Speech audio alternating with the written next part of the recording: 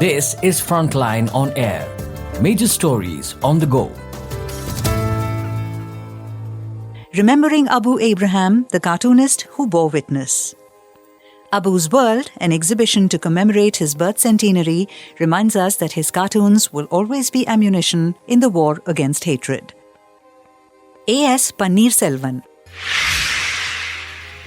In the world of journalism, there is enough scholarship on the role of reporting as bearing witness. Investigative journalism, design elements, editorial judgment, and the balance between the public interest component and another powerful component called what the public is interested in. If this scholarship has to be more effective, we need a more in-depth exploration of the discipline of the editorial cartoon. It is a significant political art that shapes our understanding of current affairs. The high point of political cartooning is its intrinsic ability to question those in power and demand accountability without rancor. A recent exhibition held at Darbar Hall in Kochi, which featured about 300 images of cartoons by Abu Abraham, was an excursion in erudition of this political art. Abu Abraham, born June 11, 1924, died December 1, 2002, was one of the finest exponents of political cartooning in India. His daughters Aisha Abraham and Janaki Abraham deserve credit for systematically preserving and categorizing his works from the early 1950s onwards. The images, which capture India's post-colonial journey, have been selected from their exhaustive archival collection of Abu's work. Succinctly capturing the importance of Abu Abraham's show in Kochi, the cartoonist E.P. Unni wrote, quote, "The revisit threw up one too many reminders of a past that hasn't quite gone away, of the declared emergency, committed judiciary and guided democracy, not to speak of battle tanks and bomber jets back in action in Gaza and Ukraine." Unquote. In a sense, the 300-odd images and the sketchbooks from Abu Abraham's visit to Palestine and Cuba are a grim reminder of the political morass in which we are trapped, and of how decolonialization does not really mean freedom. Why is Abu's work important today, and what is the significance of his art? Indian journalism has drawn much from the earlier print revolution that reshaped the Anglo-American press. In fact, a close reading will show how the Indian press opted for an amalgam of the US and the UK models to create a voice for itself in the post-colonial era. Trained by the British. Abu Abraham worked for UK publications for 13 years. He worked for The Observer for a decade, 1956 to 66, and had a 3-year stint with The Guardian, 1966 to 69, much before The Guardian could take over The Observer. It is important to remember that The Observer is the oldest Sunday newspaper in the world, founded in 1791. The British journalistic tradition viewed political cartoons as an artistic vehicle characterized by both metaphorical and satirical language. In its entry on cartoons, the Encyclopaedia Britannica explains the values that govern the English press for nearly 4 centuries. It reads, quote, "When successful, political cartoons can fulfill an important criticizing and controlling function in society. In addition, political cartoons can encourage the process of opinion formation and decision-making, as well as provide entertaining perspectives on the news." Unquote.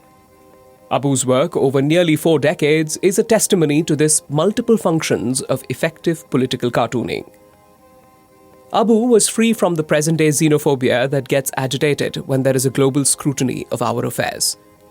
He was a universalist, like Rabindranath Tagore in earlier decades, and drew from the idea that debate, dissent, and fair criticism are a vital part of a healthy democracy. In 1976, he explained the importance of politics in an essay in Seminar magazine. He wrote, quote, "I have come to the conclusion that there is nothing non-political in the world. Politics is simply anything that is controversial, and everything in the world is controversial." Unquote. A few years ago, when I was part of an international media development organization, there was an attempt to spell out the skills required for a cartoonist in our job description. The job description had 5 key requirements. 1. artistic talent and excellent drawing skills. 2. Creativity, originality, and imagination. 3. Wit and a good sense of humor. 4. Individual style and a profound understanding of the latest trends. And 5. The ability to accept criticism. This description may sound generic, but it was informed by studying the works of cartoonists such as David Lowe, Abu Abraham, and R.K. Lakshman. Abu's skills and his command over his lines are matchless. Journalism has two components. Reporters bear witness, and analytical writers help us to make sense of the complex reality that is unfolding before us. A witness and an analyst. As a political artist, Abu was both a witness and an analyst who deciphered political developments for the reader in an accessible language. His profile sketches of Che Guevara, Fidel Castro, and Nelson Mandela provide an extraordinary insight into these revolutionary figures, far more than any photographs. His meticulous drawings of men, women, and children when he visited Palestine refugee camps in 1967 is a testimony to their displacement, hardships in the camps, and the poignancy of exile. Abu's cartoons dealing with the 1969 split in the Indian National Congress, the excesses of emergency, and the actions of the judiciary as an extension of the executive exemplify the cartoonist's ability to hold a mirror to those who wield power. These cartoons also point out the weaknesses of today's mainstream media. When the first phase of the transfer of power from various institutions to the Prime Minister's office happened between 1969 and 1977, it was effectively lampooned by the conscientious Abu Abraham. Now we witness a far more diabolical concentration of power in the hands of the executive, but we have far less visual documentation of our present-day democratic deficiencies in the mainstream media. Abu's work documented the strain on our federal balance and the shift that happened over the 1960s and 1970s. As Janki Nair points out in the catalogue for the show Abu's World, his cartoons examined the dynamism of center-state relations. She writes, quote, "Regional party leaders were shown for their ability to withstand the centralizing tendency and for their active part in shaping of national politics." Unquote. I am particularly impressed by his cartoon of March 14, 1975 that appeared in Indian Express. Tamil Nadu Chief Minister M. Karunanidhi is holding a banner proclaiming "Autonomy Now." And two Congress leaders tell him, quote, "Karunanidhi ji, let the International Women's Year be over, then we'll discuss the matter seriously." Unquote. What was true in 1975 is more terrifyingly true in 2024.